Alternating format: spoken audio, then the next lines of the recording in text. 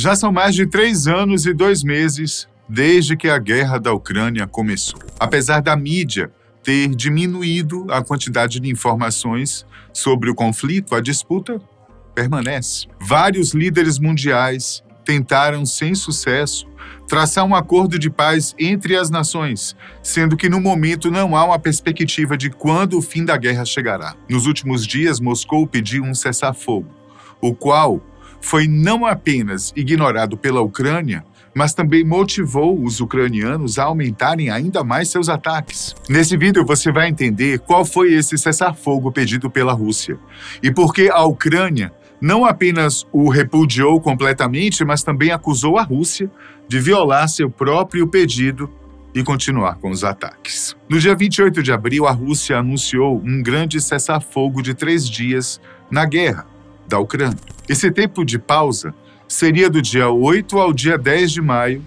período esse que a Rússia anualmente comemora o Dia da Vitória sobre a Alemanha nazista. Ou seja, a pausa não seria para as nações se recuperarem, e muito menos o indício de um acordo, mas apenas para que os russos pudessem celebrar a data. O dia 8 de maio de 1945 é marcado na história como a data em que o exército russo derrotou a Alemanha nazista do ditador Adolf Hitler. Na verdade, a Alemanha assinou sua rendição por volta das 11 horas da noite do dia 8. Contudo, o fim da guerra só aconteceu no dia seguinte, no dia 9 de maio. Para a Rússia, o 9 de maio é uma data importantíssima, marcada com um enorme desfile militar por Moscou. Todos os anos, milhares de soldados e tanques de guerra desfilam pela Praça Vermelha, geralmente sob os olhares de outros líderes mundiais. Em 2020, Putin disse em um artigo que é essencial passar às gerações futuras a memória de que os nazistas foram derrotados, antes de tudo, pelo povo soviético, e que os representantes de todas as repúblicas da União Soviética lutaram juntos nessa heróica batalha. Por se tratar de uma data tão significativa, a Rússia planeja pausar a guerra para realizar suas comemorações, especialmente agora, com tantos líderes mundiais tendo confirmado presença no evento. O único problema foi que a Ucrânia não gostou nem um pouco dessa ideia. Zelensky, o presidente da Ucrânia, desde o princípio, anunciou que não tinha nenhuma intenção em um cessar-fogo tão curto assim, principalmente um que favoreceria apenas a Rússia. Ele apenas consideraria uma trégua de, no mínimo, 30 dias. Além de criticar duramente o posicionamento da Rússia, Zelensky chegou a dizer que, por alguma razão, todos deveriam esperar até o 8 de maio e só então ter um cessar-fogo para garantir a calma de Putin durante o desfile. Valorizamos a vida das pessoas e não as exibições. Acreditamos que o mundo acredita que não há razão para esperar até 8 de maio. E o cessar-fogo não deve durar apenas alguns dias para retomar a matança depois. Do lado da Rússia, as declarações eram de que, caso a Ucrânia não respeitasse o cessar-fogo, eles sofreriam consequências gravíssimas. Conforme a data se aproximava, as tensões entre os dois países aumentavam. A Ucrânia seguia com seus ataques de drone, sem diminuir o ritmo por nenhum dia que fosse, mirando grandes cidades e aeroportos. Havia uma preocupação por parte da Rússia quanto aos ataques da Ucrânia, principalmente pois o país receberia a visita de Xi Jinping, o líder chinês. O presidente chinês tem sido um dos grandes aliados da Rússia nessa guerra. De um lado, a China compra mais petróleo e gás russo do que qualquer outra nação.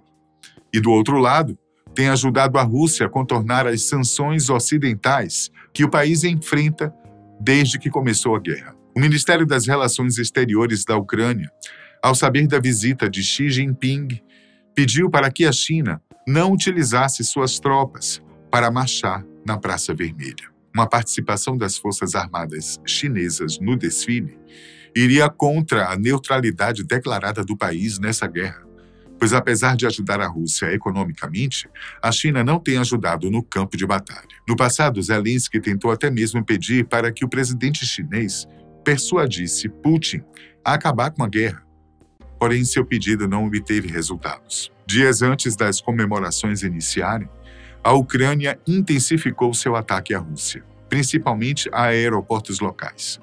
Sergei Sobyanin, o prefeito de Moscou, afirmou que pelo menos 19 drones ucranianos foram destruídos ao tentarem se aproximar do local. Devido ao fato da Rússia possuir superioridade tanto em mão de obra quanto em recursos, a Ucrânia tem cada vez mais recorrido a drones para ataques aéreos. Em momento algum, a Ucrânia concordou com o cessar-fogo russo.